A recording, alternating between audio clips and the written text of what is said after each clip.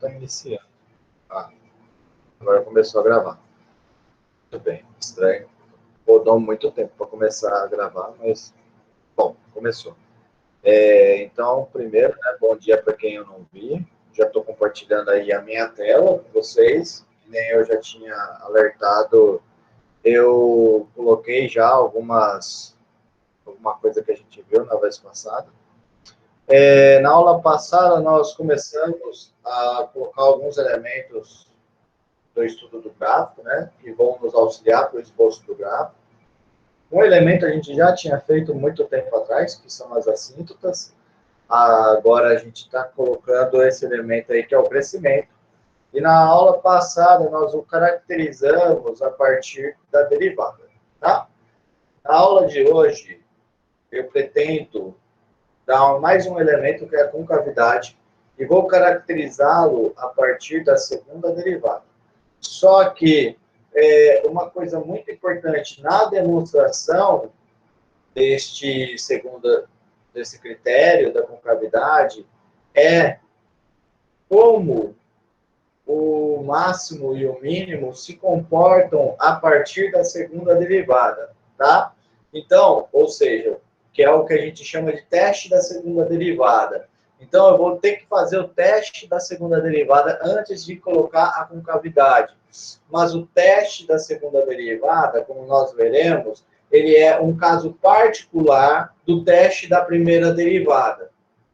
Então, por isso, nós vamos começar a aula de hoje colocando o teste da primeira derivada.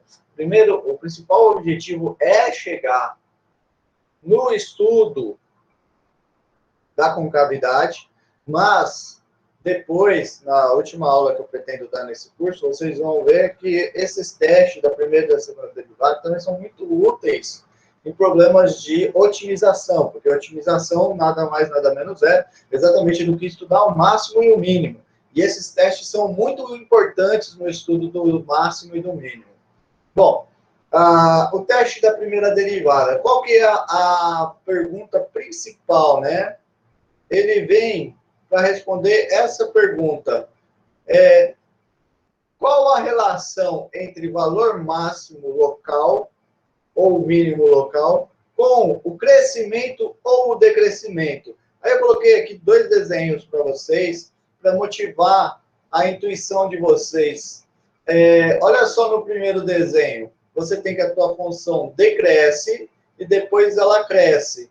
E você tem que, no ponto onde muda esse movimento, esse ponto, você tem um valor mínimo local.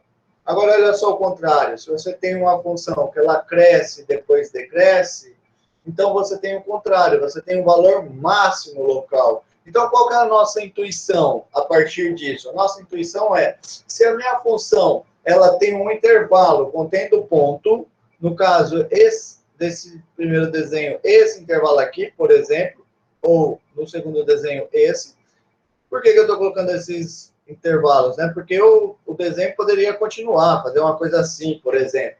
Daí não seria um mínimo global, certo? Só local dentro do intervalo, tá bom? Então, qual que é a nossa intuição? Bom, se eu tiver um intervalo contendo o meu ponto, de modo que à esquerda do ponto a função decresce e à direita ela cresce, então a minha função aplicada nesse ponto vai ser um valor de mínimo local.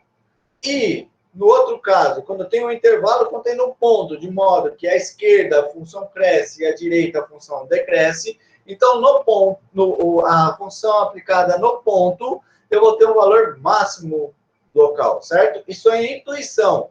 Agora, eu vou mostrar que essa intuição é verdadeira. Então, vamos mostrar agora que a nossa intuição é verdadeira. Então, vamos lá. Suponhamos, observação, suponhamos uma função y igual a f de x e um ponto C pertencente ao intervalo AB. Então, o AB aqui é o intervalo e o C é o ponto, que nem a gente está fazendo lá. Esse intervalo é contido, lógico, que no domínio da minha função. Tais que a minha função é crescente, estou fazendo esse caso aqui do valor máximo local, o da direita, é crescente,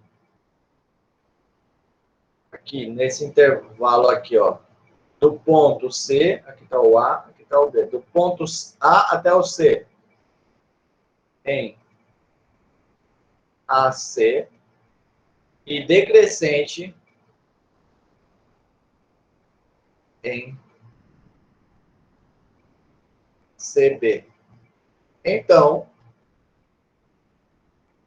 f de C é valor máximo local. Por quê? Muito fácil demonstrar isso, pois... Bom, o que tem que acontecer para ser valor máximo local? Tem que ter um intervalo contendo ponto, de modo que o f, a função f aplicada nesse ponto, é maior do que todo mundo nesse intervalo, certo? Então, vamos ver que a minha função de fato é maior do que todo mundo no intervalo. Pois, como a minha função f ela é crescente no intervalo AC, certo? Na verdade, eu posso até fazer assim, ó. Talvez fique melhor se eu fizer. Vou fechar o intervalo no C, tá? Só no C ele está fechado. No resto está aberto. Pois, como a minha função é crescente no intervalo AC, eu vou ter f de A, ela é crescente. Então, desculpa, não. Eu vou ter f de X menor do que f de C para todo X pertencente ao intervalo aberto a C. Por que isso acontece? Porque a minha função é crescente. E se o X está no intervalo AC, então o X é menor do que C. Se o X é menor do que C e a minha função é crescente, então f de X vai ser menor do que f de C. Ok? E, por outro lado, eu tenho f de X maior do que f de C quando o meu X estiver à direita. Tá bom? Porque agora o meu X ele é maior do que o C. Como a minha função é crescente, o X é maior do que o C, eu vou ter então que o f de X é maior do que f de C. Certo? Mas, olha só, dessas duas coisas, o que eu estou falando...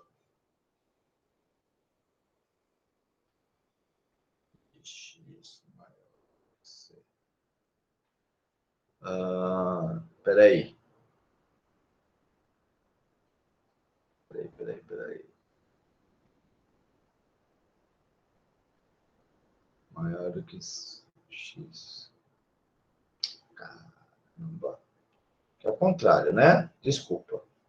Nesse caso, o C é menor do que o X. Se o C é menor do que X, então f de C, o C é menor do que X. Então, nesse caso, eu tenho... Estava certo. F de C menor do que f de X.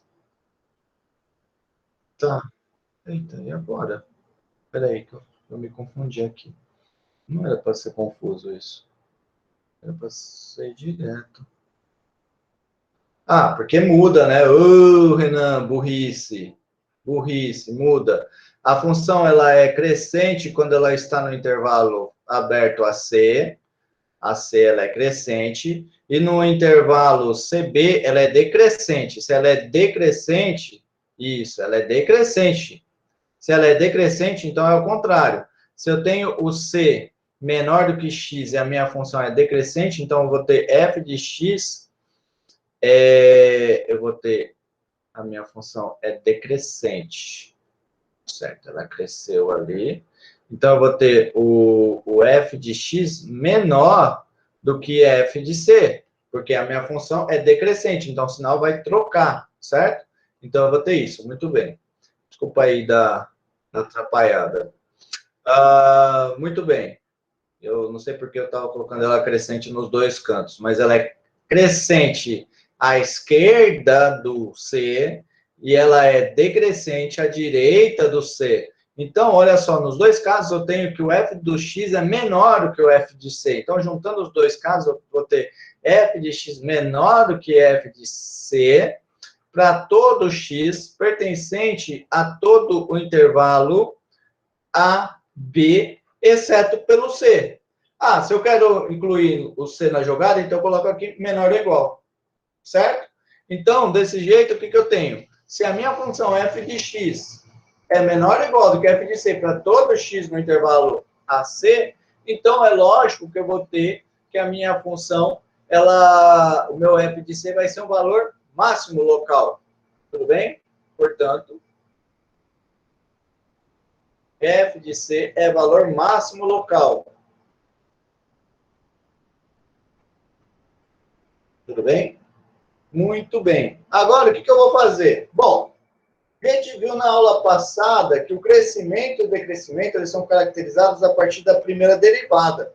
Então, o teste que eu vou colocar aqui é simplesmente, é isso daqui o teste. Só que agora eu vou trocar, certo?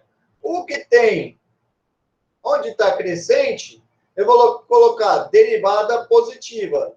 Onde está decrescente, eu vou colocar derivada negativa. Por quê? Porque se a derivada é positiva, a função é crescente. Se a derivada é negativa, então a função é decrescente. Ok? Então, nós faremos isso agora.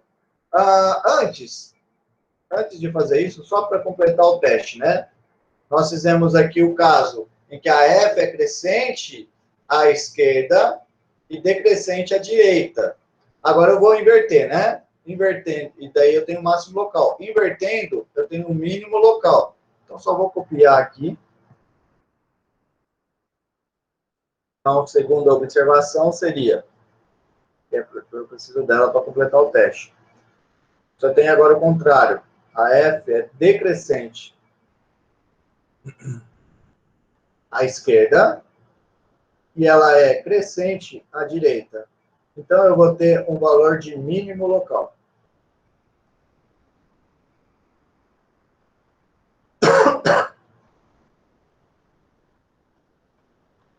Bem? Então, vamos lá. Agora, o teste da primeira derivada, então, é só fazer essa substituição. Teste, primeira derivada. Então, o teste da primeira derivada é só reescrever as observações colocando crescente, trocando crescente por derivada positiva e decrescente por derivada negativa. Então, eu vou fazer assim, ó, seja y igual a f de x função, seja, tem uma função, eu tenho c pertencente ao domínio da minha função. Aí o item A do teste te diz assim, ó, se existir um intervalo AB contido no domínio tal que esse intervalo contém o ponto C, e eu sei que, bom, vou reescrever o teste, certo? Então, derivada negativa, ou seja, f é decrescente à esquerda do ponto C, e derivada positiva para todo x pertencente, né? Vou aqui colocar o x. E derivada positiva para todo x pertencente ao intervalo CB. Então, derivada positiva à esquerda e derivada negativa à esquerda e positiva à direita. Ou seja, a minha função, ela decresce e depois ela cresce. Então, pela observação que nós fizemos acima, f de c é valor mínimo local.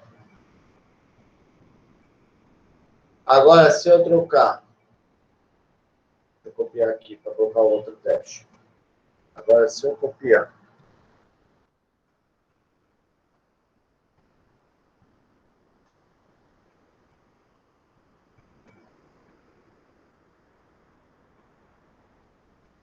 agora, se eu tiver a esquerda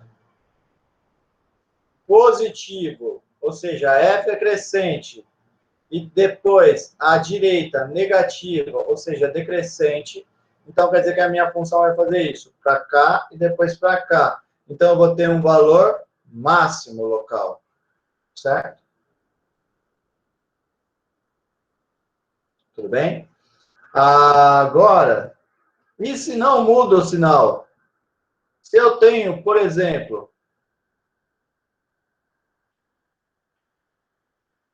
se eu tenho que a derivada à esquerda é positiva, é negativa e a direita também é negativa, então quer dizer que a minha função vai fazer assim, ó, eu tenho aqui o meu ponto C, então ela decresce aqui e depois continua decrescendo.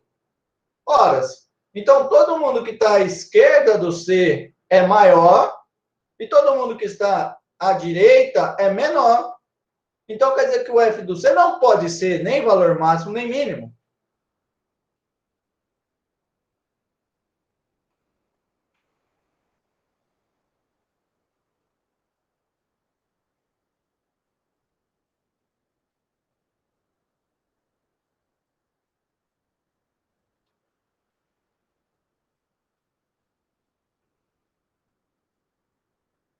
Tudo bem?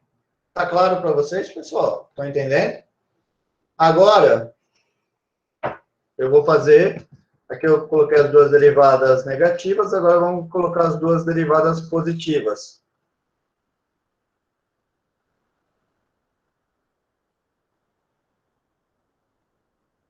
E é a mesma coisa. Só que esse desenho que eu coloquei, na verdade, esse diagrama aqui, ele é ao contrário.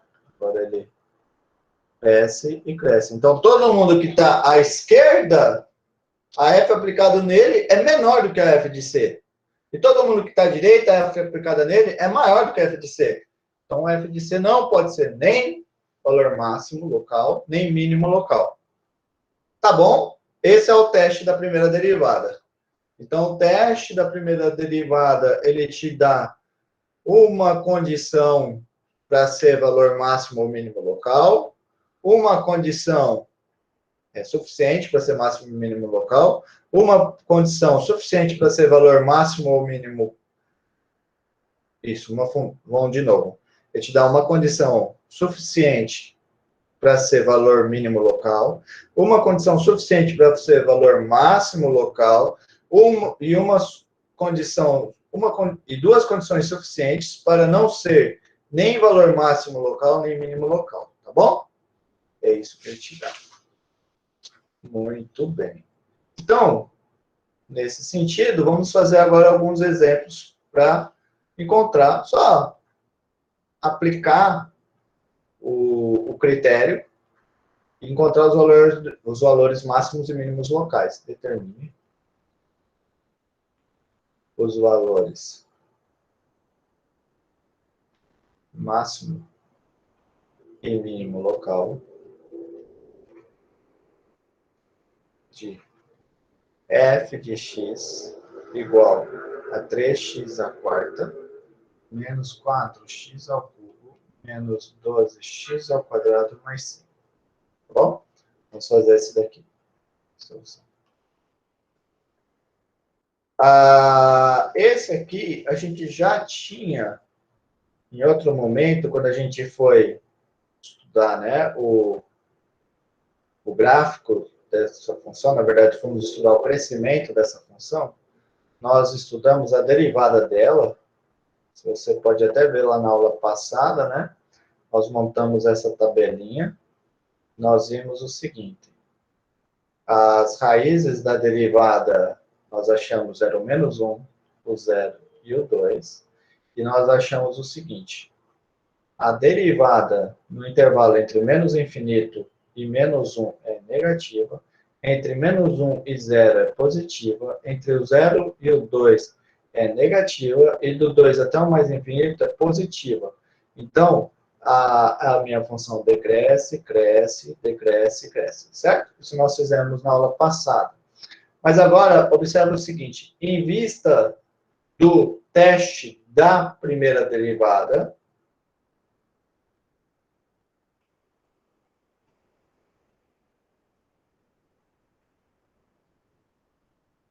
que vai acontecer? Olha só, a esquerda do menos 1, ela decresce. A direita, ela cresce. Então, pelo teste da primeira derivada, eu vou ter que o f do menos 1 é valor, o quê?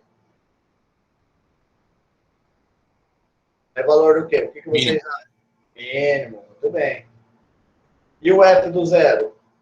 Máximo.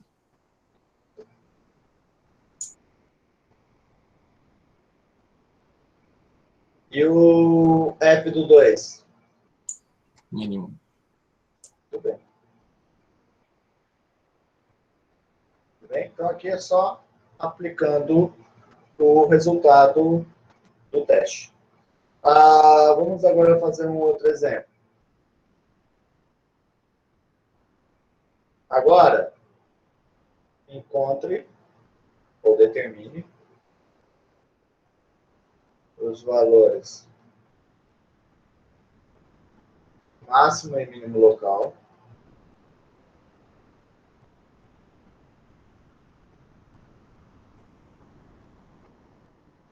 máximo local e mínimo local de g de x igual a x mais 2 seno de x. Aqui eu vou pegar x no intervalo entre 0 e 2.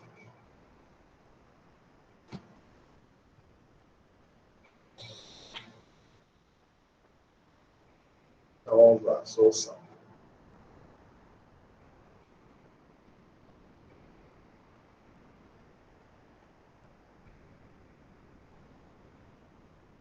que eu vou fazer, né? Eu vou querer aplicar o teste da primeira derivada. Então, eu vou querer estudar o sinal da derivada. Para isso, então, a primeira coisa que eu tenho que fazer é derivar a minha função. A derivada dela vai dar, a derivada do x dá 1, mas a derivada do seno é cosseno, certo? Então, eu quero estudar o sinal. Então, eu quero, por exemplo, saber quando que essa função é positiva, certo? Mas esse cara aqui é positivo, C e somente C, o cosseno de x é maior do que menos π sobre 2. Concorda? Isso aqui todo mundo sabe. Brincadeira de criança. Agora, eu quero saber o seguinte. Quando é que o x vai ter a propriedade que o cosseno de x é maior do que menos meio? Bom, para nos auxiliar, eu vou desenhar aqui o círculo trigonométrico. Então, eu tenho aqui o círculo trigonométrico. Eu sei que a reta horizontal é o cosseno e a reta vertical é o seno.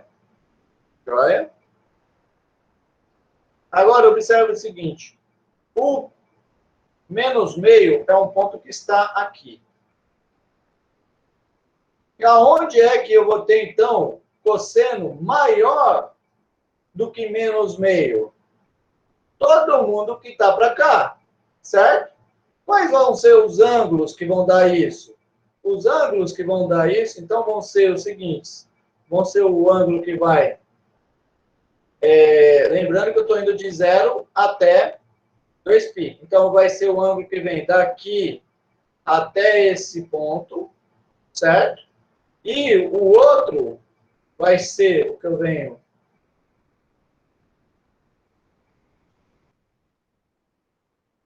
Essa cor... Vem daqui até aqui, certo?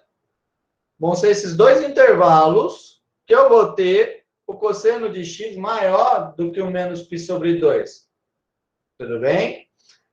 Agora, eu tenho que lembrar o seguinte. Lá dos ângulos perfeitos, digamos, né? Entre 0 e π sobre 2. Quem é o ângulo que o cosseno dá meio? Quem é o ângulo que o cosseno dá meio? Π sobre 3, correto? Cosseno de π sobre 3 é meio. Então, quem vai ser esse intervalo de ângulo aqui? Quem é primeiro, né? Quem é esse ângulo aqui amarelo? Esse ângulo aqui, ó, nesse intervalo aqui. Quem que é esse ângulo aqui? Esse ângulo aqui é o quê? Bom, se eu tivesse apenas nesse intervalo aqui, seria exatamente o π sobre 3.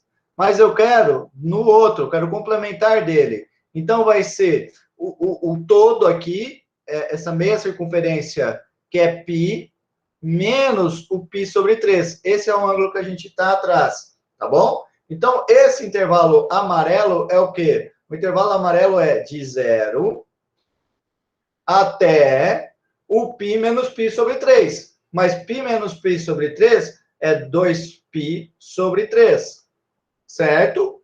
Ou eu estou no intervalo rosa. Agora, quem que é o intervalo rosa?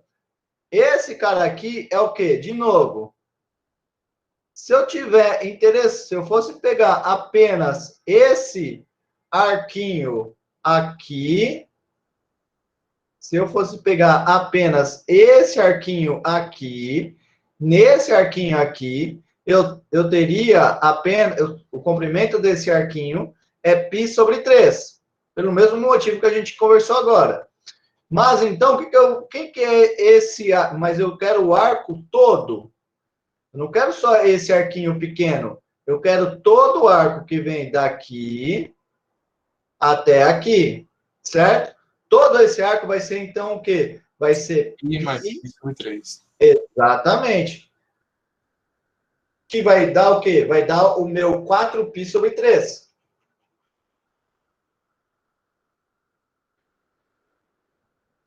Que é, então, eu vou pegar 4π sobre 3.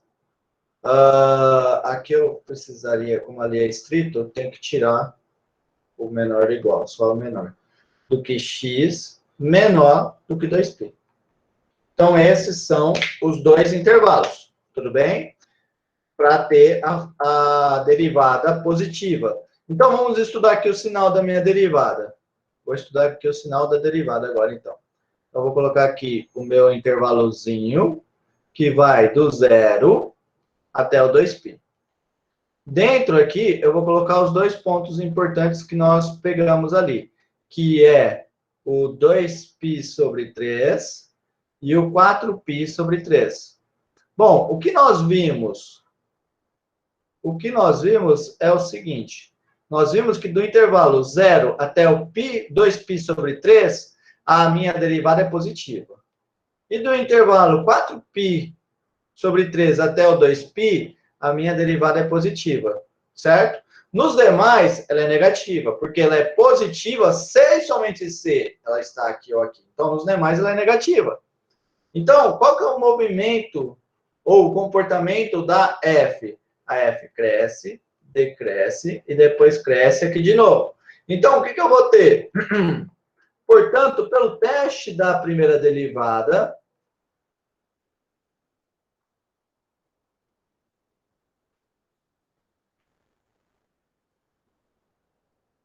Professor, nesse caso a gente só pode analisar o 2π sobre 3 e o 4π sobre 3, né? a gente só vai olhar eles porque são os pontos onde a derivada se anula. Porque assim, a gente quer olhar quando a derivada para a esquerda é positiva e para a direita é negativa, ou o contrário, certo? Onde ela muda de sinal. A gente quer olhar onde ela muda de sinal. E se você... Aqui eu vou colocar um elemento a mais, não sei se vocês perceberam. Por que quando eu vou estudar a derivada, eu quero saber onde ela muda de sinal. Onde em um canto ela era positiva, outro era negativa, ou o contrário. Então, eu estou usando aqui o teorema do valor intermediário, que me garante que se ela muda de sinal e ela é contínua, então ela vai se anular em algum momento. Então, por isso, os dois pontos aí importantes são os pontos onde ela se anula, certo? Porque se ela se anula em um ponto, ela é candidata para ter esse movimento. Que de um lado ela tem um sinal e do outro ela tem outro sinal. Tudo bem? Entendi. Obrigado. Por nada. Pelo teste da primeira derivada, temos que a f do 2π sobre 3 é valor máximo local. E a f do 4π sobre 3, na verdade é g, né? G. É valor mínimo local. Tá bom? Muito bem. Se você quiser, você pode até aplicar esses caras e ver exatamente quem são eles. Mas não precisa. Bom, se vocês quiserem, tem mais exemplos, tá? Vocês podem olhar lá no livro do Stuart, no livro do Guidoliza, eles fazem bastante exemplo, bem bacana nesse ponto você olhar outros exemplos. Mas, com o objetivo de ir mais rápido, eu já vou estar passando para o próximo teste, que é o teste da segunda derivada.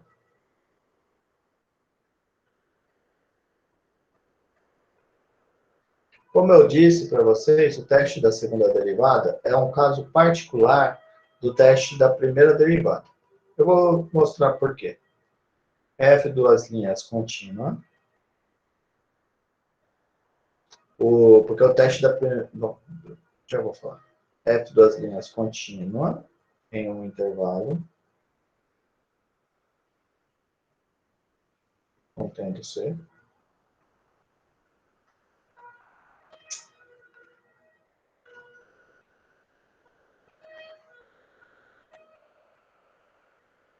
Aí eu vou ter o quê?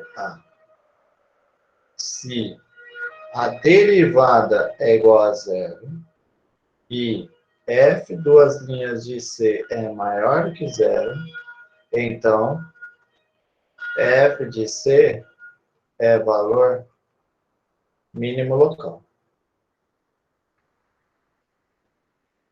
Item B. Se f' de C é igual a zero e observa que agora eu não preciso olhar em um intervalo contendo C, mas apenas exatamente no C. A primeira derivada é igual a zero e a derivada segunda é positiva, então é mínimo local. Se a primeira derivada é nula e a segunda derivada é negativa, então f de C é valor máximo local. Tem uma coisa, né? Às vezes a gente pensa, se eu estou positivo, então eu sou o máximo, digamos assim, né? Mas aqui é o contrário. Se eu sou positivo, eu sou o mínimo. Se eu sou negativo, então eu sou o máximo. Tá bom? Muito bem. Vamos fazer a demonstração desse teste. Deixa eu colocar na outra folha. Vai ficar tudo numa folha só. Então, vamos agora fazer a demonstração desse teste. Muito bem. Vejamos. Que nem eu falei, esse caso é um caso particular do teste da primeira derivada. Então, o que eu vou fazer aqui na demonstração? Eu vou cair no teste da primeira derivada, certo? Muito bem. Então, eu vou fazer o seguinte. Olha só, uma coisa muito importante. Eu tenho que a f duas linhas, ela é contínua, certo? Isso é muito importante. A f duas linhas, ela é contínua. E a f duas linhas aplicada no C, ela é positiva, certo? Então, pelo teorema da conservação do sinal de uma função positiva, o que eu vou ter? De uma função que é positiva num ponto.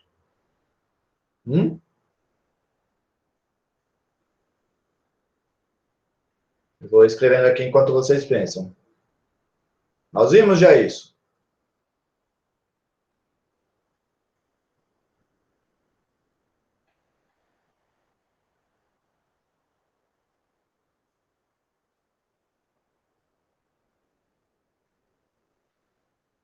Ninguém se lembra? Se uma função ela é contínua no intervalo contendo um ponto, e nesse ponto a função é positiva pela conservação do sinal de uma função positiva, temos que vai ter um intervalo contendo o C, esse intervalo eu vou pegar ele um intervalo simétrico, ou seja, vai ser um intervalo C menos delta, C mais delta, de modo que em todo esse intervalo, a minha F duas linhas continua sendo maior do que zero. Se ela é maior do que zero em um ponto e ela é contínua, então vai ter um intervalo contendo esse ponto, de modo que a sua função aplicada nos pontos desse intervalo, ela continua sendo positiva. Tá bom? Bom, mas se a derivada segunda é positiva, a derivada segunda é o quê? Ela é a derivada da primeira derivada, certo?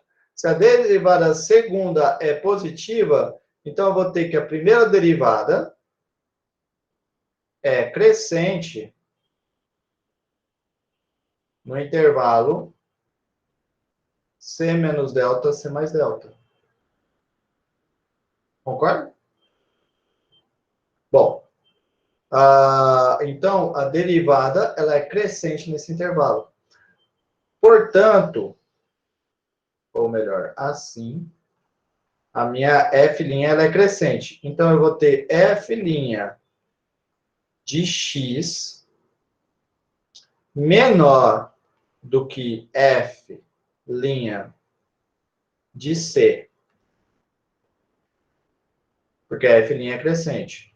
Para todo x pertencente ao intervalo c menos delta até c. Porque ela é crescente. Então, todo mundo, se o x está nesse intervalo, ele é menor do que c. Se x é menor do que c e a f' é crescente, então f' de x é menor do que f' de c. Certo? E eu tenho que a f' de c é menor do que f' de x quando eu tiver x pertencente ao intervalo de c até c mais delta. Porque agora, aqui é o contrário. Nesse instante, eu tenho que o C é menor do que o X. Se o C é menor do que o X e a F' é crescente, então F' de C é menor do que F' de X. Tá bom? Muito bem. Agora eu vou me lembrar da hipótese. Qual que é a hipótese que nós colocamos? Nós colocamos que a F' de C é igual a zero. Então, esse cara aqui é igual a zero e esse cara aqui é igual a zero. Então, olha só que interessante. O que, que nós estamos dizendo? Nós estamos dizendo que à esquerda do C, a derivada é negativa. E à direita do C, a derivada é positiva. O que, que eu tenho aí? Teste da primeira derivada. Certo? Então, eu tenho aqui, ó, o ponto C. A derivada à esquerda, ela é negativa e a direita ela é positiva. Então, ela decresceu e depois cresceu. Então, pelo teste da primeira derivada,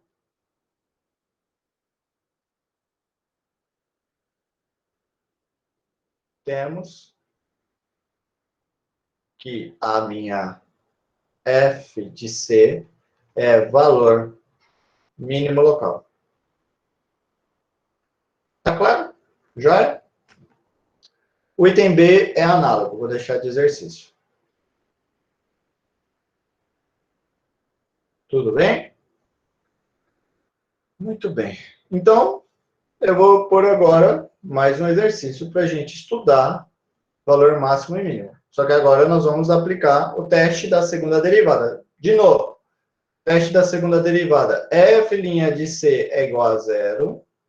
F duas linhas de C é maior do que zero. Então, F de C é valor mínimo local. F' de C igual a zero e F duas linhas de C menor do que zero, então F de C é valor máximo local. Tudo bem? Aí você me diz, e se eu achar a derivada segunda igual a zero? Aí ela não está nas hipóteses do teste. Aí você tem que fazer outra coisa. Por exemplo, usar o teste da primeira derivada. Então, nesse exemplo, vai acontecer exatamente isso. Vai ter um ponto onde a gente vai conseguir aplicar o teste da segunda derivada e outro que não. Daí a gente vai ter que colocar o teste da primeira derivada. Então, determine os valores máximo e mínimo locais para f de x igual a x à quarta menos 4x ao cubo. Então, vamos lá. Então, eu vou ter que calcular a primeira derivada e depois a segunda derivada. Então, f' de x é igual a 4x ao cubo menos 12x ao quadrado. Eu quero descobrir aonde a derivada se anula, certo? No teste da primeira derivada, ele quer a derivada onde a derivada é nula, certo? Só que pensei numa coisa, não é dizer que é ponto crítico, tá? Porque para ser ponto crítico, tenho que ter ou que a derivada é nula ou que não existe a primeira derivada. Mas nesse caso, eu quero que exatamente exista a primeira derivada e ela seja nula, tá bom? Se bem que se eu estou exigindo que a segunda derivada existe, então a primeira derivada automaticamente vai existir. Então tem razão. Poderia substituir sim por ponto crítico. Vamos lá. Agora esse cara aqui, eu vou colocar ele em evidência, quero saber quando a primeira derivada é nula. Então, eu vou colocar aqui em evidência. Eu vou ter aqui x menos 3. Quando é que uma multiplicação é nula? Quando um dos termos se anula. Quando é que o 4x ao quadrado se anula? Quando o x é igual a zero. É o único momento em que o 4x ao quadrado é zero. E quando é que o x é nulo? O x menos 3 é nulo. É apenas quando o x é igual a 3. Tá bom? Então, a derivada vai ser nula no x igual a zero ou no x igual a 3. Agora, para calcular o teste da primeira derivada, o que eu vou fazer? Da segunda derivada, o que eu vou fazer? Eu vou calcular a segunda derivada e depois eu vou aplicar tanto o 0 e o 3 na segunda derivada. Bom, a f duas linhas de x é o quê? Vai ser 12x ao quadrado menos 24x. Se você quiser, você pode também colocar em evidência aqui 12x, e daí você vai ficar com x menos 2. Bom, assim, a f duas linhas aplicada no 3, vou começar no 3, vai dar 12 vezes 3 vezes 3 menos 2, que dá 1. Não precisa fazer essa conta. O que importa é que vocês já sabem que esse cara aqui é positivo. E por ele ser positivo, implica pelo teste da segunda derivada, o quê? Que o f de 3, bom, a segunda derivada é positiva, então o f de 3 é valor mínimo local. Tá claro? E no f duas linhas do zero? Bom, a f duas linhas do zero é o quê? É 0 vezes menos 2, que dá 0. Então, neste caso, o teste da segunda derivada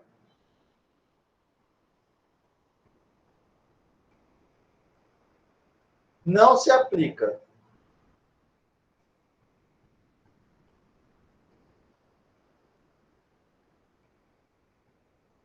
Aí, o que você vai ter que fazer? Você vai ter que então, aplicar o teste da primeira derivada, para saber o que está acontecendo. Então, vamos aqui aplicar o teste da primeira derivada. Então, quem são as raízes, né, da primeira derivada? É o 0 e o 3.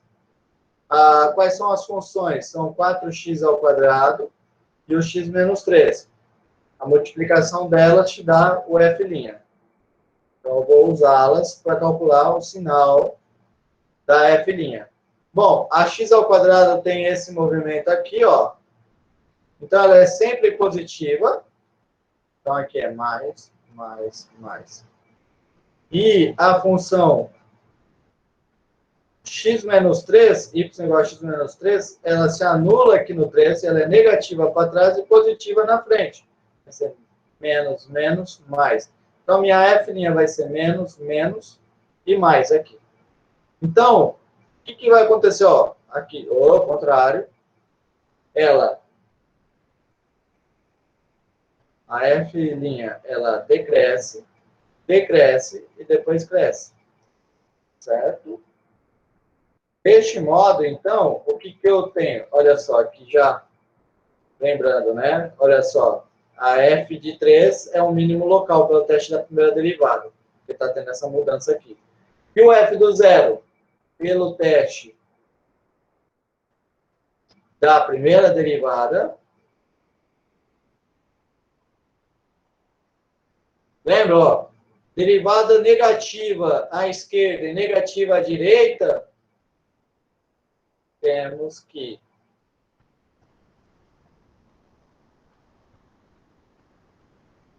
Espera aí que está rodando aqui. Temos que o f do zero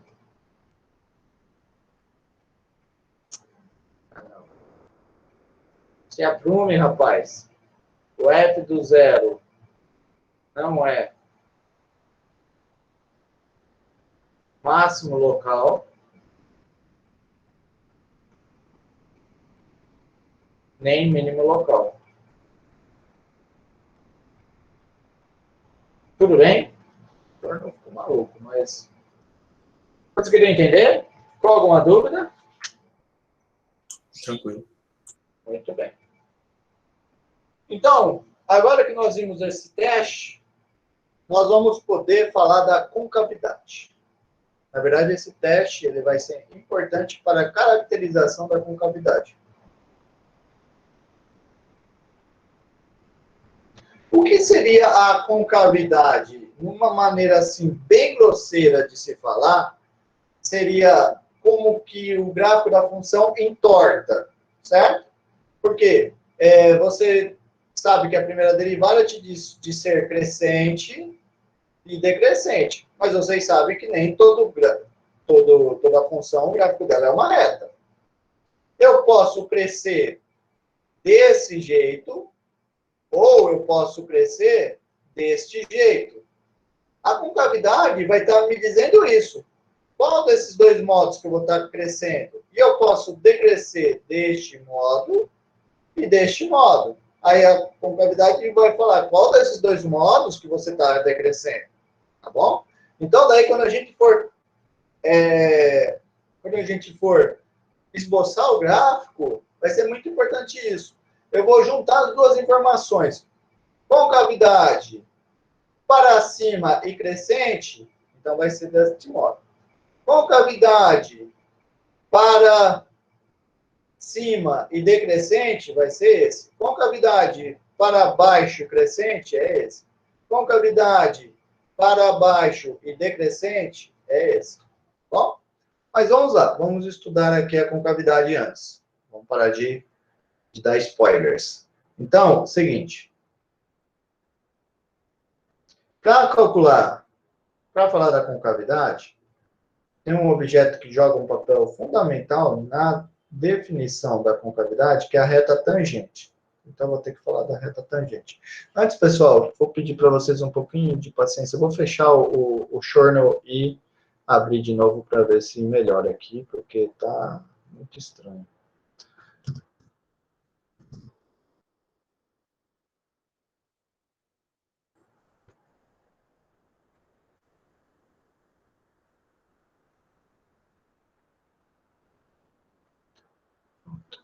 Só fechei e abri de novo. A gente já vai continuando. Deixa eu compartilhar de novo, né?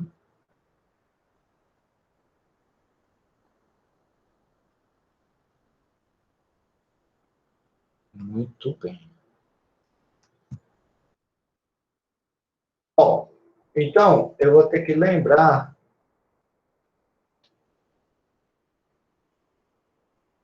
da reta tangente. Então, vamos nos lembrar da reta tangente. Quem que é a reta tangente? Dados e um intervalo aberto. A função y igual a f de x derivada no intervalo em um p pertencente a um intervalo, e esse intervalo contido no domínio da função f, a reta tangente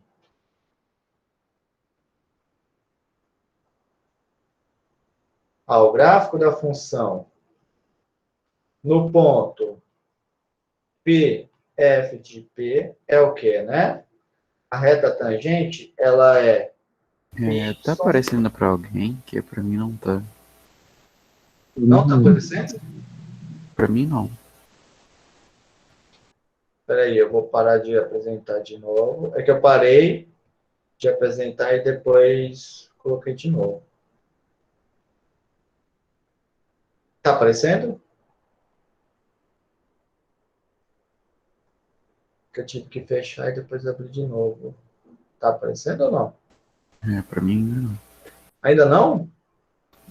Ô, Alguém. Christian, tenta fazer Vou, na vou iniciar esse meu, eu acho que é o meu.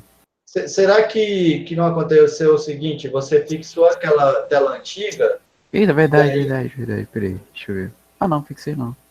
não estava fixado. Peraí, deixa eu Mas tentar. aí, nesse caso, tem dois Renans na sala. Se você tiver os dois, tenta pinar algum aí. Vou entrar isso. Bom, mas os demais estão vendo, né, minha tela? Tô vendo aqui.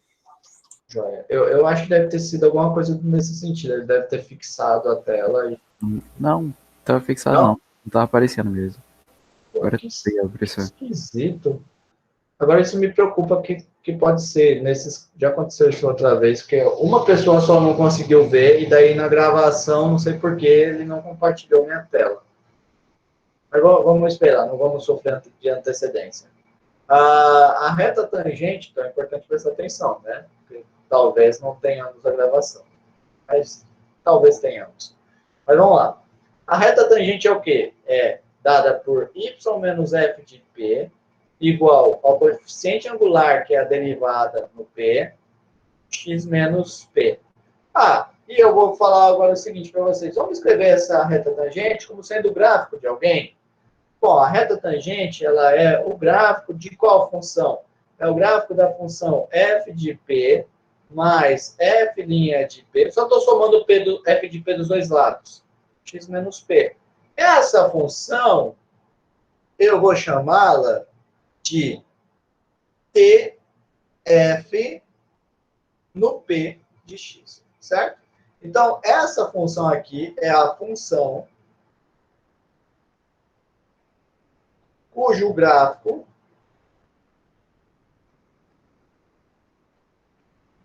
é a reta tangente.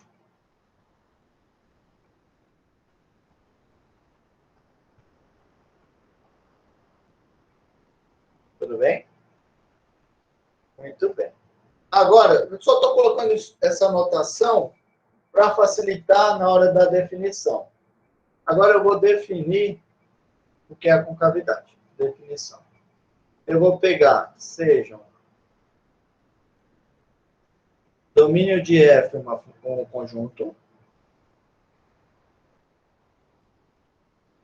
Depois eu vou pegar, lógico, sempre, conjunto contido nos reais.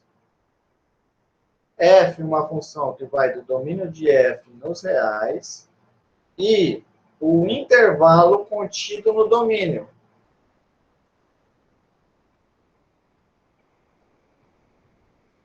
Aí eu vou falar o seguinte, dizemos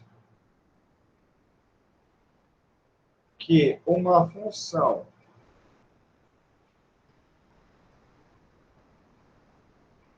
F possui concavidade para... Vou separar aqui nos dois. Primeiro, concavidade para cima. Em I, quando, para cada ponto que eu pegar, eu vou ter que o f do x vai estar acima da reta tangente.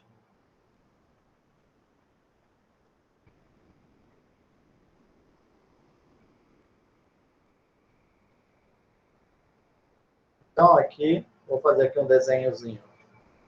Esse aqui, por exemplo, é o meu intervalo I. E a minha função seria uma coisa assim, por exemplo. Então, o protótipo vai ser sempre a parábola, tá? Tá com cavidade para cima. Então, olha só o que acontece, ó. Todo ponto que eu pego aqui, a reta tangente, esse cara aqui, esse em vermelho que eu estou colocando, aqui é o ponto P. Esse em vermelho é o TFP, certo? Aí, quando eu pego e aplico o X, eu vou ter o TFP está para baixo do F de X. Se o X é esse daqui, a mesma coisa. Ele está para baixo do F de X. Se eu mudo a reta tangente, pego outro ponto P, por exemplo, esse, a história é exatamente a mesma. Tá bom? Isso é, então, ser côncava para cima. E a concavidade para baixo é a mesma coisa, só que agora o maior é menor. É muito comum, né? Tudo que a gente está fazendo aqui, a gente primeiro faz alguma coisa que envolve o maior, depois o menor. Então, esse daqui é o para baixo.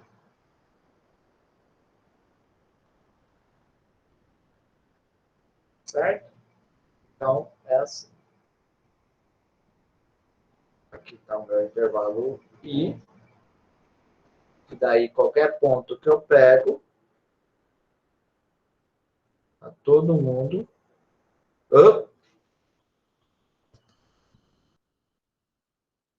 Tá todo mundo para baixo desse ponto. Certo? Esse ponto aqui, por exemplo.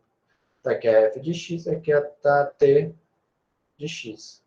A f de x para baixo da t de x. Tá bom? Então, isso aqui é concavidade para cima e para baixo. E eu vou dar também um nome para o ponto aonde muda esse comportamento.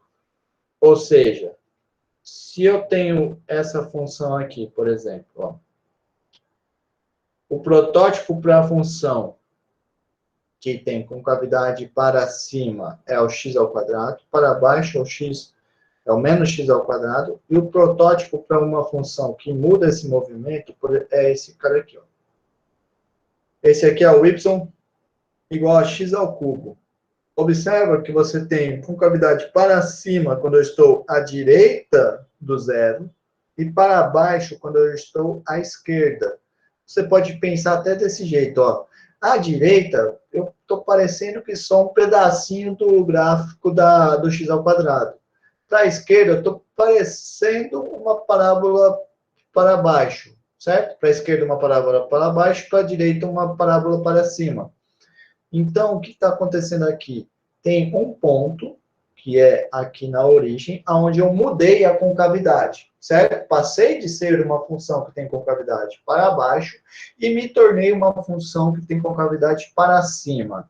Esse ponto, aonde muda esse comportamento, ele recebe o nome de ponto de inflexão, tá bom? Então, eu vou agora estar colocando aqui a definição desse ponto de inflexão. Se eu pegar, então, sejam f, uma função que vai do domínio da f, contido nos reais, indo em reais, e p, um ponto do domínio, nós vamos dizemos que p é ponto de inflexão,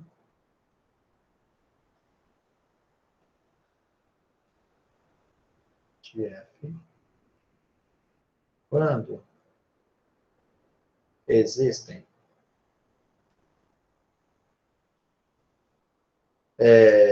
A, B, A menor do que B, tal que o P está contido no intervalo AB, O intervalo AB está contido no domínio e a concavidade de F, isso que nem em inglês, né? Tem dois igual, junta vira um só. DD vira só concavidade. Concavidade de F, em inglês não faz, só faz com vogal, né? Não faz com coisa. E é só no falado. Desculpa, tô fugindo do termo. Bom, então vamos lá, vamos nos concentrar. Dizemos que que P é ponto de inflexão de F quando existe um intervalo contendo o meu ponto, de modo que a concavidade da F no intervalo à esquerda do P é diferente da concavidade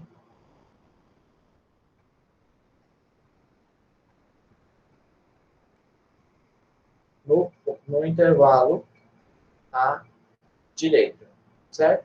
A concavidade no intervalo à esquerda é diferente do da direita, ou seja, em um intervalo ela é côncava para cima e no outro para baixo.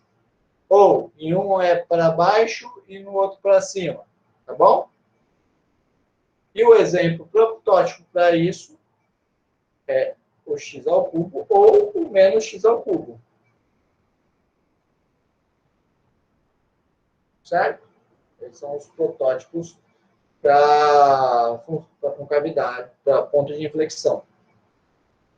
Então, no exemplo da esquerda, eu tenho concavidade para baixo, depois para cima. E no exemplo da direita, eu tenho concavidade para cima e depois para baixo. Bom, agora, o que eu quero? Falei para vocês. Pelo que quando eu comecei a falar de concavidade, vocês devem ter percebido, um dos principais elementos para calcular, para esboçar o gráfico, é juntar crescimento com concavidade.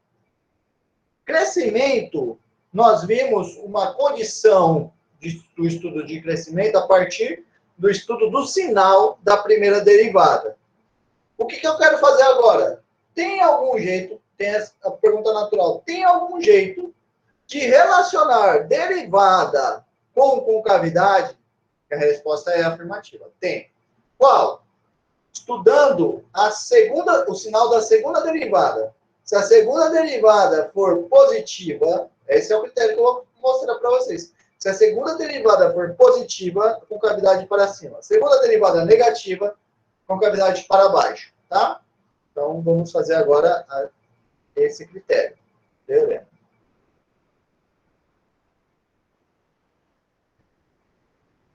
Seja f, uma função que vai do domínio de f contínuo nos reais, indo uma função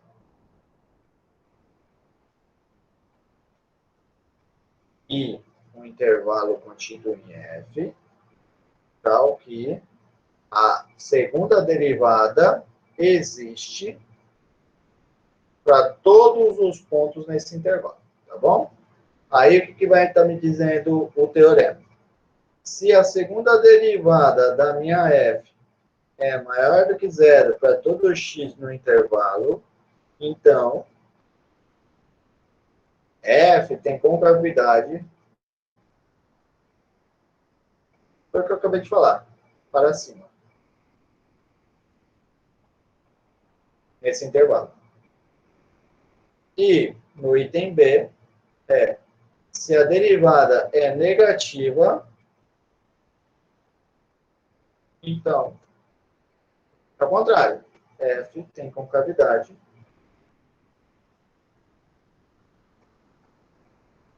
para baixo.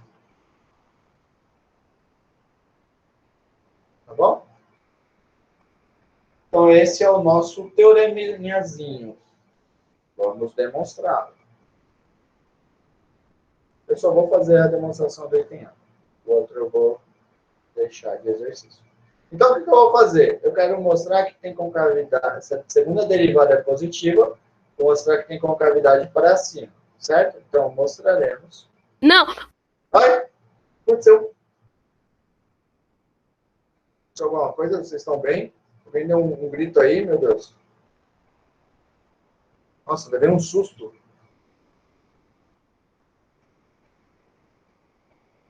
Nossa. Sensação Véi, que estranha. susto, Peraí. misericórdia.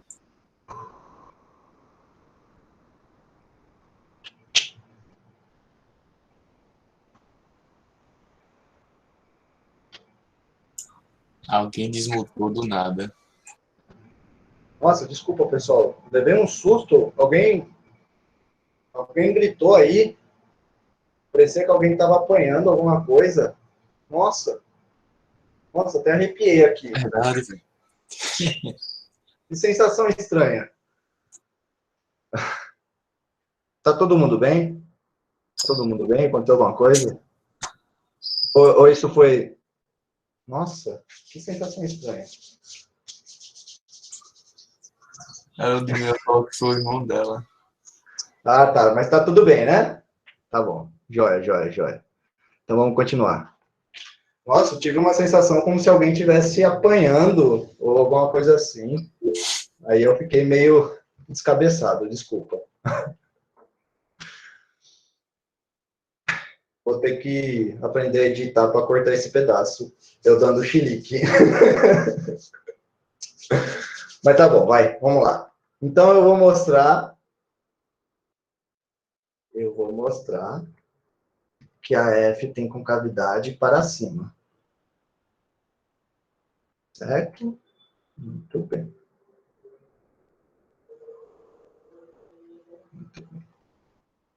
Mostraremos que ela tem concavidade para cima.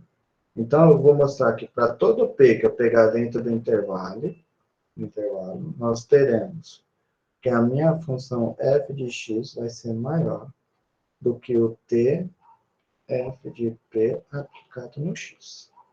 Certo? Lembrando que esse cara aqui é o f de p mais f de p, x menos p, para todo x pertencente ao intervalo sem o ponto P. Tá bom? Tudo bem. Agora, o que eu vou fazer? Eu vou definir uma nova função, que é a função g de x. E eu vou agora, essa função eu estou aplicando, porque é nela que eu vou aplicar, estou definindo essa função, porque é nela que eu vou aplicar o teste da segunda derivada. F de x é igual, desculpa, g de x é igual a f de x menos t fp de x, certo? Tá bom. Então, o que eu vou fazer? Observa o seguinte, vou definir essa função. Aí, o que eu quero? Eu quero mostrar que a f de x é maior do que a tp, do que a tfp. Então, se eu quero mostrar que a f é maior do que a t, eu quero mostrar, então,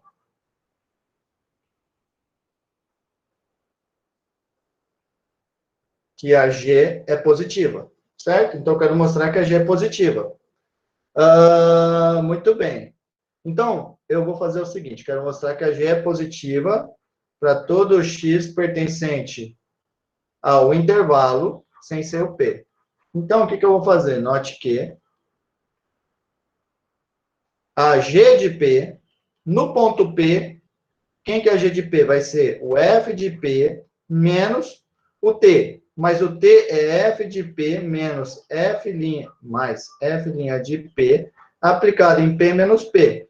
P menos P dá zero, F de P menos F de P dá zero, então esse cara aqui dá zero, certo?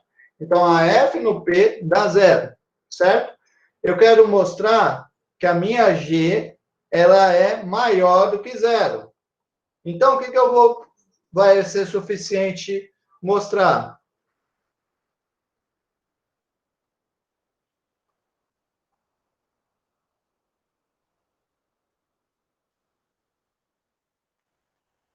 é suficiente mostrar que o G de P é valor mínimo local.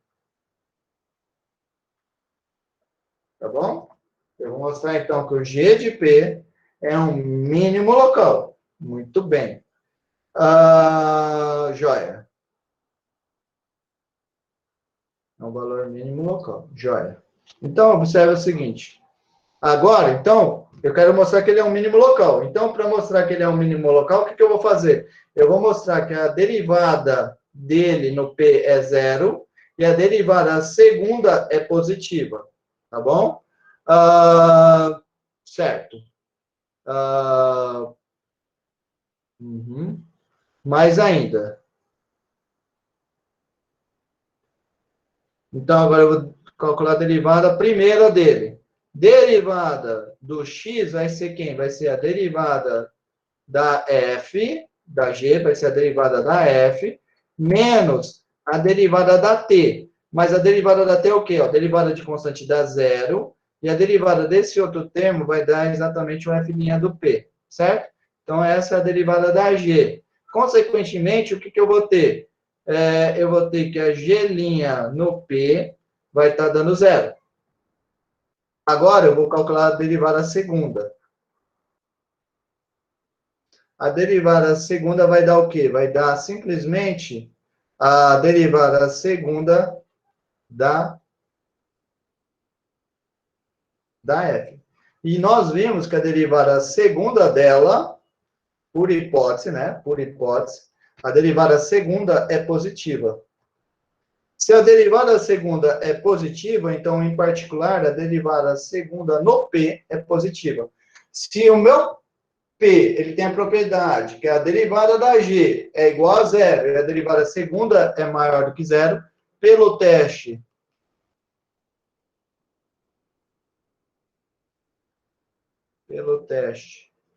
da segunda derivada,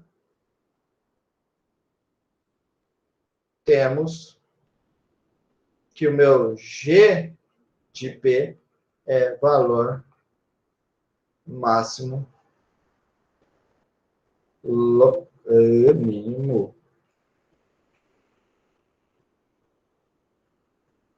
Mínimo local.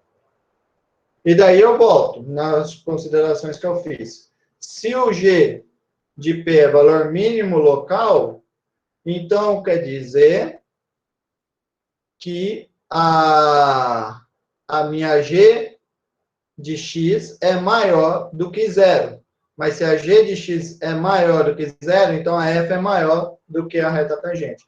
Se a F é maior do que a reta tangente, então a concavidade é para cima.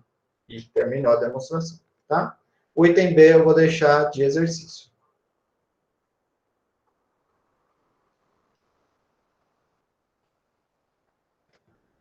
Muito bem.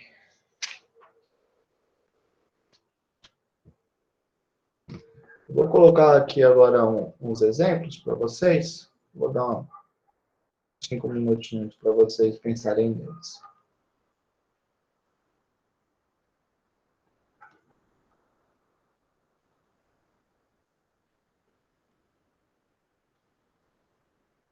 Estude. Concavidade.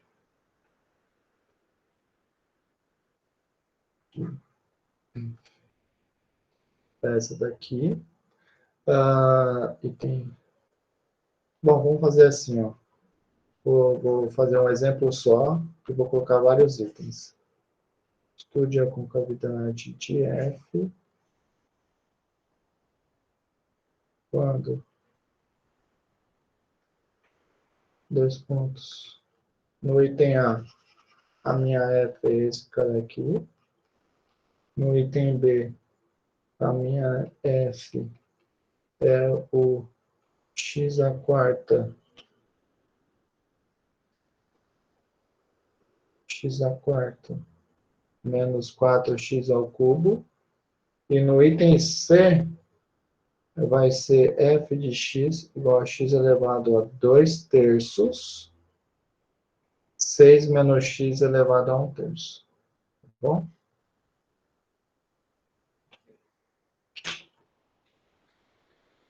Vamos lá, então. Tempinho para vocês pensarem nisso daí. 5 minutinhos, rapidinho. Eu quero ainda hoje falar de L'Hopital.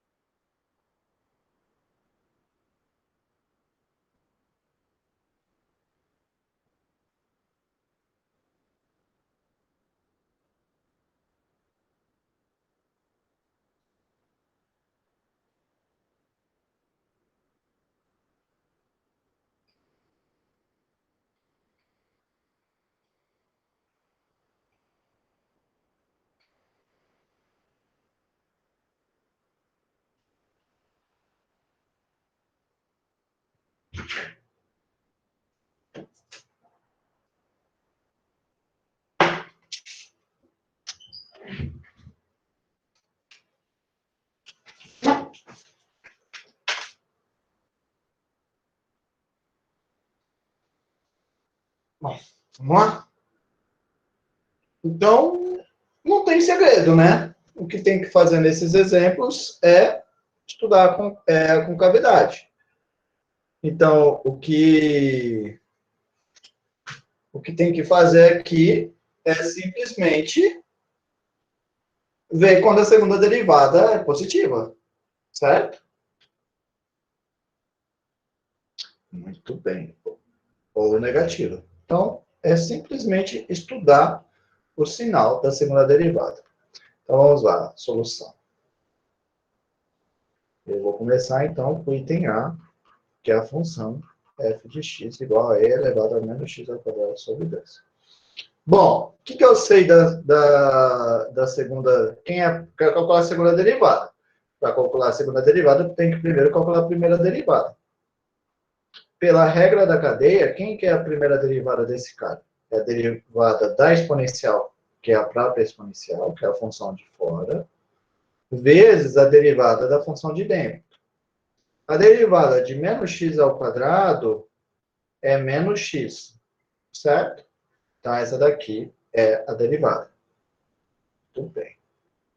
Agora, primeira derivada. Agora eu vou calcular a segunda derivada. Para a segunda derivada, eu vou ter que aplicar a regra do produto. E a regra da cadeia novamente.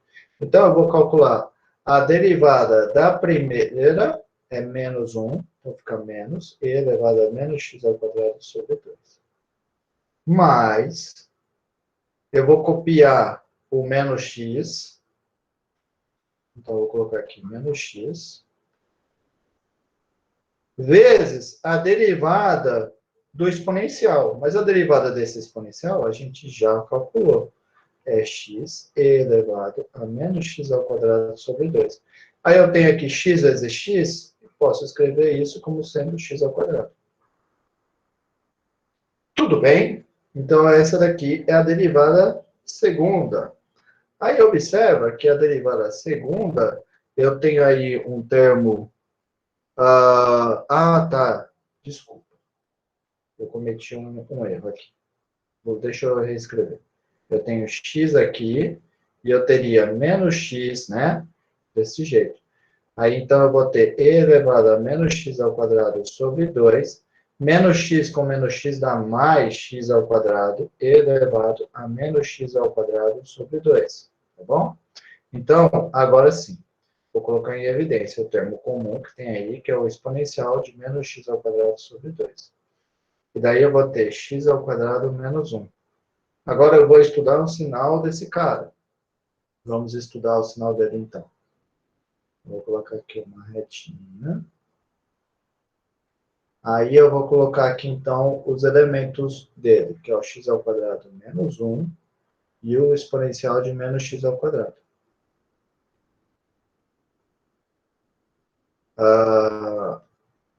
As raízes, né? O exponencial nunca se anula. E o x ao quadrado se anula no ponto x ao quadrado menos 1, se anula no ponto menos 1 e no ponto 1. O gráfico disso é uma coisa assim. Então, tem que positivo, negativo, positivo. Ou negativo. Então, esse cara vai ficar o quê? Vai ficar mais, menos, mais. O exponencial, de novo, ele nunca se anula. Ele é sempre positivo. Então, aqui é mais, mais. Então, qual que vai ser o sinal da segunda derivada? O sinal da segunda derivada vai ser mais, menos, mais. Tá bom? Deixa eu colocar isso aqui para cima. Então, consequentemente, eu vou poder estar falando, então, da concavidade. O protótipo da concavidade para cima vai ser a parábola para cima, né? Que nem eu falei. Então, agora quando eu for estudar a concavidade, eu vou fazer assim, ó. A segunda derivada para cima, concavidade para cima, no intervalo de menos infinito até menos 1. No intervalo de menos 1 até 1 para baixo e no outro para cima. Certo? Então, a minha função vai ser f possui concavidade para cima nos intervalos de menos infinito até menos 1 e possui concavidade para baixo no intervalo de menos 1 até 1. Tá bom? Muito bem. Os outros eu vou só colocar a tabelinha para a gente avançar mais rápido, tá? Então, eu vou só colocar aqui a tabelinha.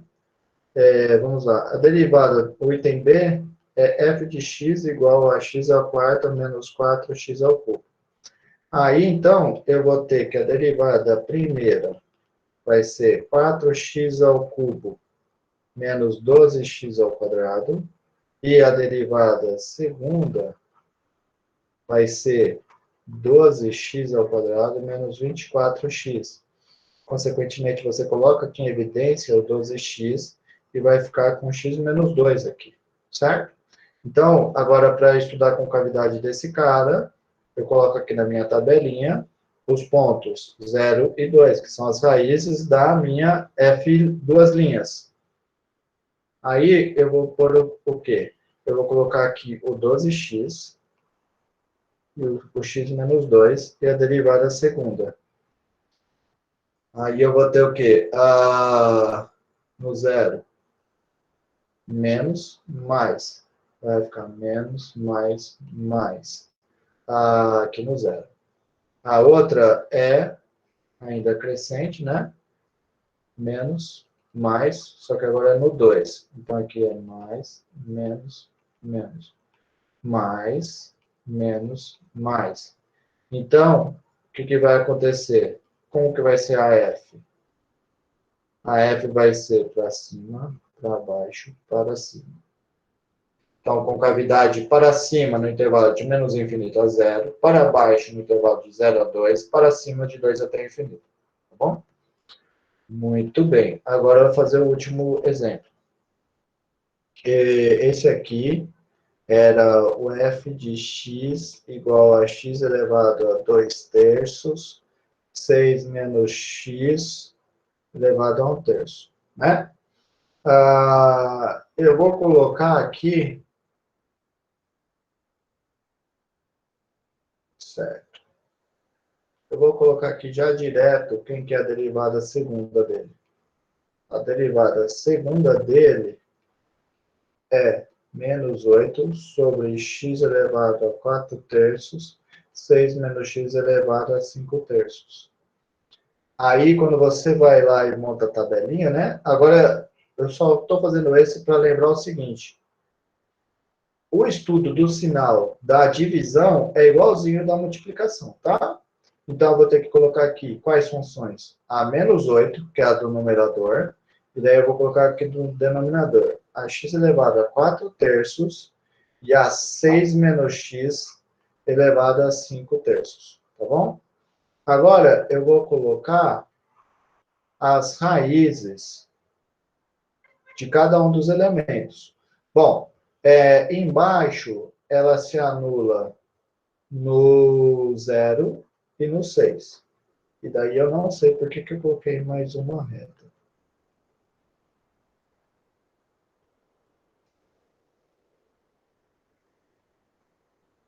Aí, então, eu vou ter aqui menos, menos, menos. A x ao quarta é sempre positiva. Essa daqui está elevada a uma potência ímpar, né?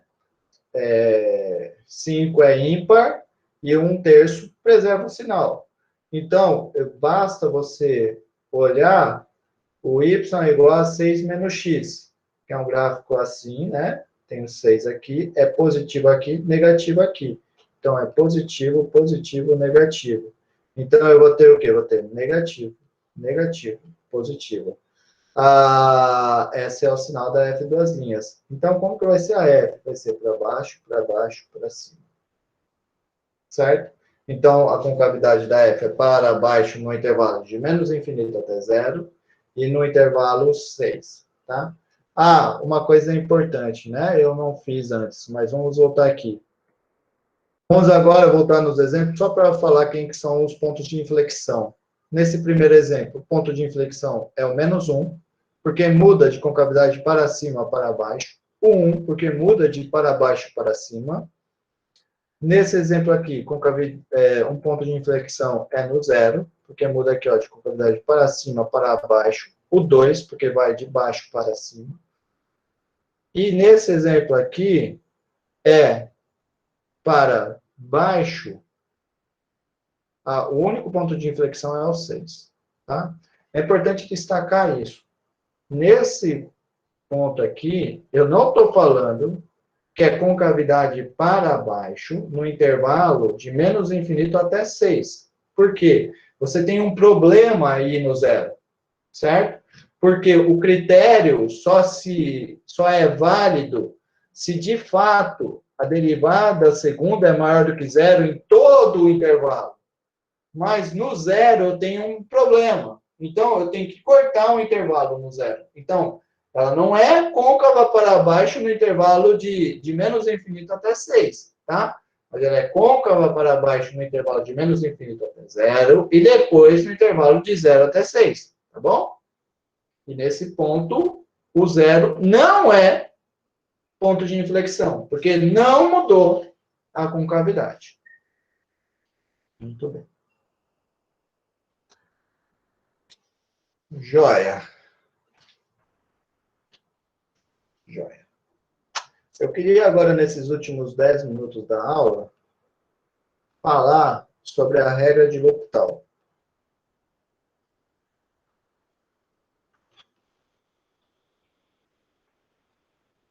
A gente começou 5 minutos atrasado, né? Então a gente termina 5 minutos atrasado também. Vou só enunciar aqui a regra de L'Hopital, tá? Nesse aqui eu não vou demonstrar. Eu vou pegar a função, duas funções f e g, que vão de um domínio contido nos reais indo em reais. Funções. A pertencente a D. E daí é o seguinte. Se existir I, intervalo aberto,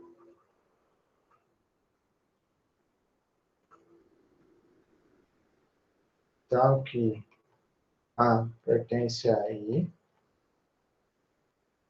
G' de x diferente de zero para todo x pertencente a I. E eu tenho que também existe a derivada da f em todo x pertencente a I. Então, eu tenho uma função f e uma função g, que as derivadas delas existem no intervalo I, e a derivada da g é diferente de zero. Aí você vai ter o seguinte. Primeiro.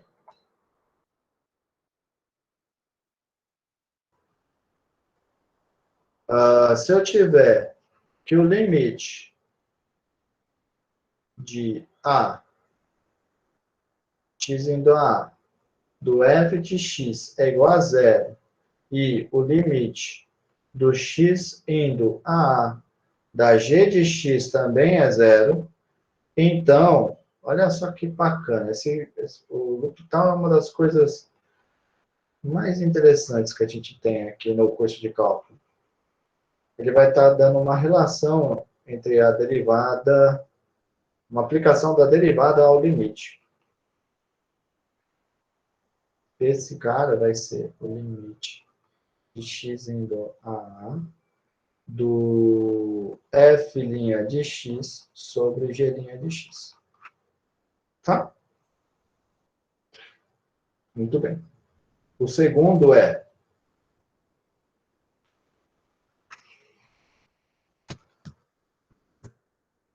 segundo item. Eu vou colocar 0, 0, no lugar de 0, 0, eu vou colocar mais infinito e mais infinito. Ou menos infinito, menos infinito. Ou uma mais infinito, outra menos infinito. E continua valendo essa mesma igualdade aqui. Então, quer dizer, se a de cima e a de baixo vão para infinito, então o limite de f sobre g é igual à derivada, ao limite da derivada da f sobre a derivada da g. Tá? A mesma coisa se os dois limites forem a zero. Muito bem. Uma notação, e já nessa notação fica aqui um alerta. Oi. Independe também do infinito, do tipo de infinito? Pode ser uma mais infinito, outra menos infinito. Pode. Certo. Vamos lá então, notação.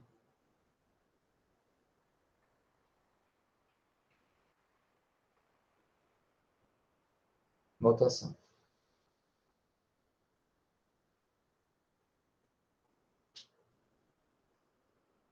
É o seguinte. Você pega o limite de x indo a A de f de x sobre g de x, que eu tenho. O que é que está me dizendo o item A? Está me dizendo se uma vai para zero, outra vai para zero. E é só desse jeito que você precisa fazer, tá? Não precisa colocar muita coisa, não. Então, L'Hopital, só para indicar que você está aplicando L'Hopital, você vai ter que o limite de x indo a A de f' de x sobre g' de x, tá? A mesma coisa no item B. O item B, nós denotamos ele desse jeito. Quando você for aplicar ele, basta você colocar aqui. E é importante o seguinte, ó.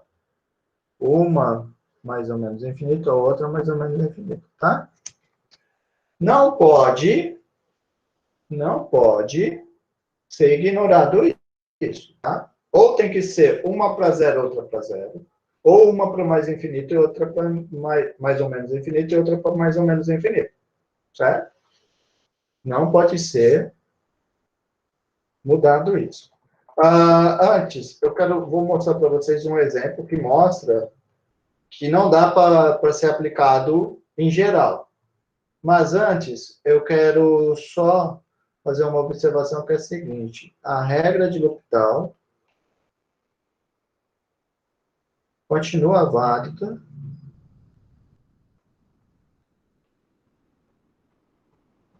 para limites laterais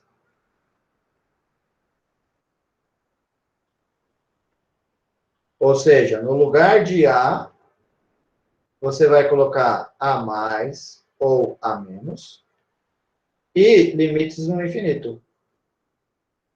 Mas é importante, ó, se à esquerda eu estou com limite lateral à direita, na outra também vai ser limite lateral à direita, tá? Sempre observando isso. E limites infinito. Isso é, você vai ter mais, vai poder trocar o A por mais infinito ou menos infinito, tá bom? Muito bem, agora então vamos ver que a regra de L'Hopital não vale em geral. Observação. A hipótese das indeterminações. Isso aqui eu vou escrever de uma maneira porca. Não escrevam isso para ninguém, tá? Isso aqui é o único momento que você vai estar escrevendo isso, tá? Não escrevam isso para ninguém, porque, como diria minha professora de cálculo, isso daqui é atestado de burrice. Porque isso não existe. Se eu tenho uma indeterminação 0, 0, ou seja, isso aqui quer dizer, de cima vai para 0 e a de baixo vai para 0. Ou eu tenho uma indeterminação infinito e infinito, ou seja, a de cima vai para o infinito e a de baixo vai para o infinito. Essa hipótese não pode ser retirada.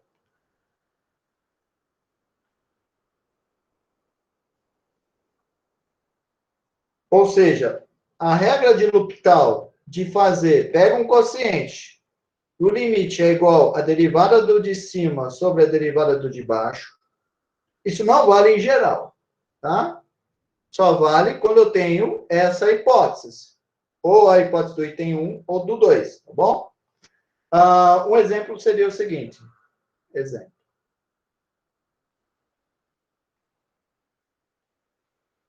Note o seguinte, se você pega um limite de x indo a π de seno de x sobre 1 menos cosseno de x.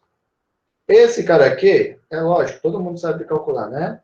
É seno de π, é contínua, seno e cosseno são contínuos, então vai ser seno de π sobre 1 menos cosseno de π, que vai ser o seno de π dá 0, dividido por 1 menos 1. Então, vai ser 0 sobre 2, que dá 0. Tá bom? E na outra? Agora, e se eu pegar as derivadas? Então, observa que nesse caso é 0 sobre 2. Agora, eu vou mostrar para vocês que o L'Hopital não pode ser aplicado no caso 0 e 2. Se eu tiver aqui a derivada d dx do seno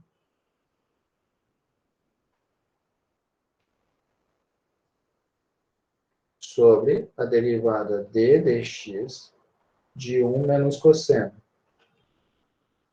Quem que vai ser isso? Esse cara aqui vai ser o limite de x indo a π. A derivada do seno é o cosseno. E a derivada do cosseno é o menos seno. Então, vai ficar aqui mais seno de x. Certo?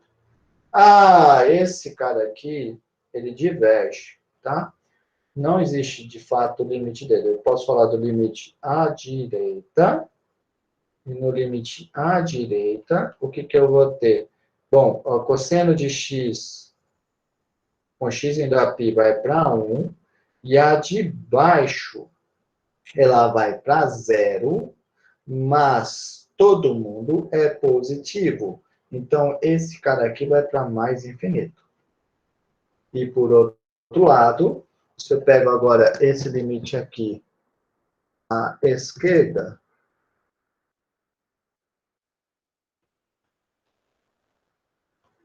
ele dá menos infinito. Então, olha só. Não é verdade que, no caso geral, eu posso pegar e simplesmente fazer o limite de uma fração é igual ao limite da derivada do de cima sobre a derivada do de baixo, tá? Na verdade, esse exemplo, inclusive, ilustra que há casos que o limite da derivada do de cima sobre a de baixo nem vai existir. Que esse limite aí não existe, tá bom? Muito bem. Eu quero começar Agora eu vou fazer exemplos onde funciona. Opa. O que eu tô fazendo? Agora eu vou fazer exemplos onde funciona. Então, eu vou começar com um exemplo bem simples. Vou fazer, na verdade, uma observação. Bom, se eu pego esse limite aqui, limite de x indo a zero, de seno de x sobre x. A gente já calculou esse limite. Ele foi muito importante, né? Aí você observa o seguinte, o de cima está indo para baixo, o de baixo está indo, desculpa, o de cima está indo para zero, o de baixo está indo para zero. Então, esse cara aqui, por L'Hopital, vai ser o limite de x indo a zero, da derivada do seno, que é o cosseno, sobre a derivada do x, que dá 1. Então, esse cara aqui vai para quem? Vai para 1. Olha só que massa, né? Aí todo raivoso me diz, poxa, mas esse exemplo deu tanto trabalho para a gente calcular esse limite, mas tanto trabalho. E agora você vem e calcula ele em uma linha. Aí o que eu te digo? Rapaz, só que você não poderia fazer isso aqui que eu fiz em uma linha se eu não tivesse feito o outro. Por quê? Esse limite foi fundamental para calcular a derivada do seno. E quando eu aplico aqui o L'Hopital, eu estou usando a derivada do seno, que é o cosseno. Tá? Então tem que tomar cuidado. Por que que eu não demonstrei aquele limite desse jeito? Porque senão, como a gente diz em matemática, né? Não sei se em outras áreas também diz isso, mas eu estaria mordendo o próprio rabo. Porque seria assim, ó, para mostrar esse limite, esse limite mostra a derivada. Mas para mostrar ele, eu vou usar a derivada? Não posso, certo? Porque senão fica uma coisa cíclica. Tem que tomar cuidado. Eu não posso usar... Tem que tomar cuidado com isso, tá? Para as demonstrações não serem cíclicas. Muito bem. Isso aqui é só uma observaçãozinha. Agora vamos fazer pelo menos um exemplo, né? De verdade. Exemplo 1. Então, lembrando, só posso aplicar quando eu estou nos casos mais 0, 0 ou infinito, infinito. Então, vou fazer esse limite aqui. Limite de x indo a 1 de ln de x sobre x menos 1. Observa o seguinte, a de cima vai para ln de 1, ln de 1 vai para 0. A de baixo vai para 0. Então, por L'Hopital, eu vou ter que esse vai ser o limite de x indo a 1, derivada de ln de x dá 1 sobre x, sobre a derivada do x menos 1, que dá 1. Então, esse daqui vai ser o limite de x indo a 1, de 1 sobre x, que dá 1 sobre 1, que dá 1. Tá? Olha só que bacana, né? Em uma linha. Agora, vamos fazer esse daqui, ó. Limite de x indo a mais infinito de e elevado a x sobre x ao quadrado. Olha só que legal. Limite. Esse cara vai dar. Bom, a de cima vai para onde? A de cima vai para mais infinito.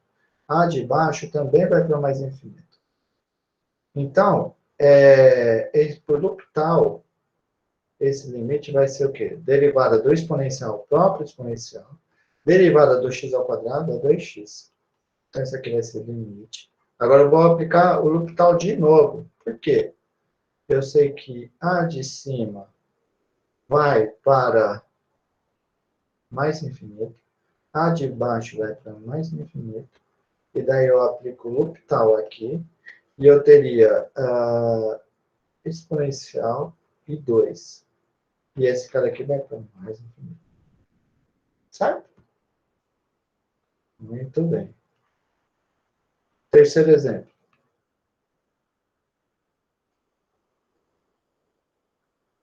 Limite de x indo a mais infinito do ln de x sobre raiz de x. Agora, eu observo o seguinte. Esse cara aqui, ó, vai para o infinito. Esse aqui também vai para o infinito. Então, eu posso aplicar L'Hopital. E por L'Hopital, eu teria o quê? Eu teria limite de x indo a mais infinito Derivada do ln é 1 sobre x, dividido derivada da raiz quadrada é 1 sobre 2 raiz de x. Raiz de x é a mesma coisa de x elevado a meio. E esse cara aqui, então, é o limite de x elevado a mais infinito. A divisão é uma multiplicação, tá?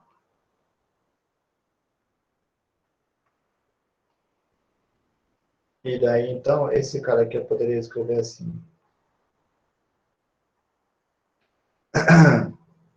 Eu posso simplificar, né? Na verdade, posso escrever esse cara aqui como sendo 2 sobre x elevado a menos a meio, certo? Porque 1 sobre x é a mesma coisa que x elevado a menos 1. Menos 1 mais meio dá menos meio. X elevado a menos meio é a mesma coisa que 1 sobre x elevado a meio. E esse cara aqui, por sua vez, vai para zero. Tudo bem? Então, olha só que legal, né? E esses dois exemplos ainda são interessantes porque eles ilustram o seguinte. Lembra que a gente fez algumas regras do tipo 0 vezes qualquer coisa finita vai para zero. Uma coisa que vai para infinito vezes qualquer coisa finita, diferente de zero, vai para infinito, certo? Então, esse cara aqui, ele é muito importante porque ele te diz o seguinte, não dá para montar uma regra do tipo infinito sobre infinito dá alguma coisa. E ainda ele é mais importante também por causa do seguinte, observa que eu poderia escrever, aqui é exponencial de x sobre x ao quadrado. Você poderia reescrever isso dessa maneira assim, ó. E daí você teria uma indo para o infinito e a outra indo a zero. Ele é um infinito. E nessa daqui, você teria uma indo ao infinito e outra indo a zero. Então, olha só. Infinito vezes zero não tem uma regra definida, porque eu tenho aqui um exemplo onde infinito vezes zero deu infinito. E eu tenho outro exemplo que infinito vezes zero deu zero. Mais ainda, se você quisesse, você poderia até montar mais um exemplo para mostrar um caso que infinito sobre infinito dá um número. Um exemplo bem bobo, mas os exemplos bobos às vezes são legais porque eles tiram algumas coisas que a gente fica pensando. Por exemplo, se eu pegasse esse aqui, ó, 2x sobre x. Olha só, o de cima vai para o infinito, o de baixo vai para o infinito. Mas o limite dá 2, todo mundo sabe, certo? Então, 0 vezes infinito pode ser 0, pode ser infinito, pode ser 2, pode ser qualquer coisa, tá? Lembra, não vai existir uma condição 0 vezes infinito é igual a black. Isso não podemos fazer. Tá bom? Então, tá bom, pessoal. Eu tinha preparado ainda mais um exemplo, mas eu acho que a gente pode parar aqui. Alguém tem alguma dúvida, algum comentário, alguma sugestão? Fique à vontade. Eu vou parar a gravação, daí vocês ficam mais à vontade.